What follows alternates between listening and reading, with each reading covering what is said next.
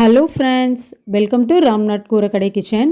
2 தக்காளி மட்டும் இருந்தால் போதுங்க. நல்ல சூப்பரான டேஸ்ட்டில் தக்காளி குருமா ரொம்ப ஈஸியாக செஞ்சிடலாங்க. இட்லி, தோசை, சப்பாத்திக்கெல்லாம் ரொம்ப சூப்பராக இருக்கும்.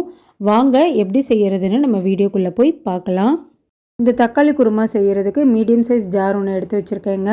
1/4 கப் அளவுக்கு தேங்காய் சேர்த்துக்கலாங்க. நீங்கள் தேங்காய் துருவலாகவும் சேர்த்துக்கலாம். 4 பல் அளவுக்கு பூண்டு சேர்த்துக்கலாங்க. அரை துண்டு அளவுக்கு இஞ்சி சேர்த்துக்கலாங்க. இஞ்சி அரை துண்டு அளவுக்கு சேர்த்திங்கன்னா போதுங்க. கசகசா 1 டீஸ்பூன் அளவுக்கு சேர்த்துக்கிறேங்க. பொட்டுக்கடலை 1 டேபிள் ஸ்பூன் அளவுக்கு சேர்த்துக்கலாம். 5 அளவுக்கு கேஷ்யூநட் சேர்த்துக்கலாங்க. உங்களுக்கு கேஷ்யூநட் சேர்க்க விருப்பம் இல்லைன்னா நீங்கள் ஸ்கிப் பண்ணிடலாம். சோம்பு 1 டீஸ்பூன் அளவுக்கு சேர்த்துருக்கேங்க. சீரகம் அரை டீஸ்பூன் அளவுக்கு சேர்த்துருக்கேன். காரத்துக்கு மிளகாத்தூள் 1 டேபிள் ஸ்பூன் அளவுக்கு சேர்த்துருக்கேங்க. பச்சை மிளகாயும் சேர்க்குறோங்க, அதனால் மிளகாத்தூள் 1 டேபிள் ஸ்பூன் அளவுக்கு சேர்த்திங்கன்னா கரெக்டாக இருக்குங்க. கொஞ்சமாக தண்ணி சேர்த்து நல்லா நைஸாக இந்த மாதிரி நல்லா அரைச்சி எடுத்துகிட்டு வந்துட்டேங்க. இனி நம்ம தக்காளி குருமா செய்ய ஸ்டார்ட் பண்ணிடலாங்க. குருமா செய்கிறதுக்கு கடாயில் 3 டேபிள் ஸ்பூன் அளவுக்கு எண்ணெய் சேர்த்துருக்கேங்க. எண்ணெய் நல்லா சூடானதுக்கப்புறம் 1 டீஸ்பூன் அளவுக்கு கடுகு உளுத்தம் பருப்பு சேர்த்துக்கலாம். கடுகு உளுத்தம் பருப்பு நல்லா பொரிஞ்சதுக்கப்புறம் பெரிய வெங்காயம் 2 நீல வாக்கில் கட் பண்ணி சேர்த்துக்கிறேங்க. வெங்காயத்துக்கூடையே ஃப்ரெஷ்ஷான கறிவேப்பிலை சேர்த்துக்கிறேங்க. வெங்காயம் 2-3 நிமிஷம் மட்டும் வதங்கினா போதுங்க. ரொம்ப நேரம் வெங்காயத்தோட கலர் மாறணும்னு அவசியம் இல்லை. இப்போ பாருங்கள், இந்தளவுக்கு வெங்காயம் வதங்கினா போதும். நல்ல பழமான தக்காளியாக நல்ல பெரிய தக்காளியாக 2 சேர்த்துருக்கேங்க. தக்காளி கூடவே 1/4 டீஸ்பூன் அளவுக்கு மஞ்சள்தூள் சேர்த்துக்கலாங்க. தக்காளியை நல்லா கலந்து விட்டுக்கலாங்க. தக்காளி ரொம்ப குலைவாக வதங்கணுங்கிறது இல்லைங்க. ஒரு 3 நிமிஷம் போல் மட்டும் நல்லா வதக்கி விட்டால் போதுங்க. பாருங்கள், தக்காளி நல்லா இந்தளவுக்கு வதங்கினா போதும். நேரம் இந்த தக்காளி குருமாவுக்கு தக்காளி நல்லா வதங்கணுங்கிறது இல்லைங்க. இப்போ நம்ம அரைச்சி வச்சுருக்க தேங்காய் பேஸ்ட்டையும் சேர்த்துக்கலாங்க. தக்காளி தேங்காய் பேஸ்ட்டு எல்லாத்தையுமே நல்லா ஒரு தடவை கலந்து கொடுத்துக்கலாங்க. இப்போ இந்த குருமாவுக்கு தேவையான அளவு தண்ணி சேர்த்துக்கலாங்க.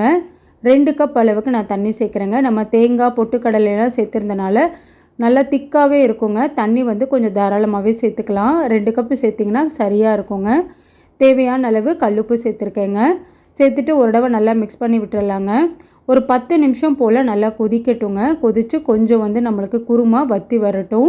இப்போ குருமா கொஞ்சம் கொதிக்க ஆரம்பிக்கிற நேரத்தில் பச்சை மிளகா 2 கீரி சேர்த்துக்கலாங்க. இந்த சமயத்தில் நம்ம பச்சை மிளகா சேர்த்தோம்னா நல்லா வாசனையாக இருக்குங்க குருமா.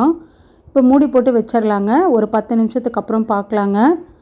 இப்போ ஒரு 10 நிமிஷம் கிட்ட ஆயிடுச்சுங்க. நம்ம ஓப்பன் பண்ணி பார்க்கலாம் குருமா எந்த அளவுக்கு தண்ணி வற்றிருக்குன்னு சொல்லிட்டு.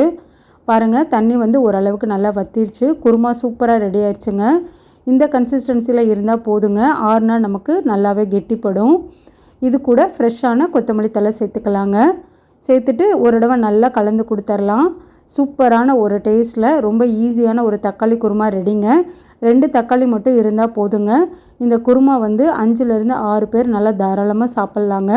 சப்பாத்திக்கெல்லாம் ரொம்ப சூப்பராக இருக்குங்க. சூடான சாதத்துக்கும் ரொம்ப நல்லாயிருக்கும். நல்ல சாஃப்டான இட்லி கூட பணியாரத்து கூடயும் வச்சு சாப்பிட்டா டேஸ்ட் அல்டிமேட்டாக இருக்குங்க. கண்டிப்பாக நீங்களும் இந்த தக்காளி குருமா ரெசிப்பியை உங்கள் வீட்டில் செஞ்சு பாருங்கள். செஞ்சு பார்த்துட்டு எப்படி இருந்ததுன்னு உங்கள் கமெண்ட்ஸை எனக்கு சொல்லுங்கள்.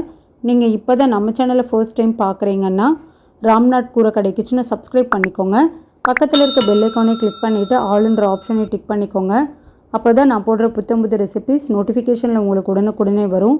இந்த வீடியோ உங்களுக்கு பிடிச்சிருந்ததுன்னா லைக் பண்ணுங்கள். உங்கள் ஃப்ரெண்ட்ஸ் அண்ட் ரிலேட்டிவ் ஃபேமிலிக்கும் ஷேர் பண்ணுங்கள். இனி நான் வேறு ஒரு இன்ட்ரெஸ்டிங்கான ரெசிப்பியில் உங்களை பார்க்குறேங்க. தேங்க்ஸ் ஃபார் வாட்சிங்.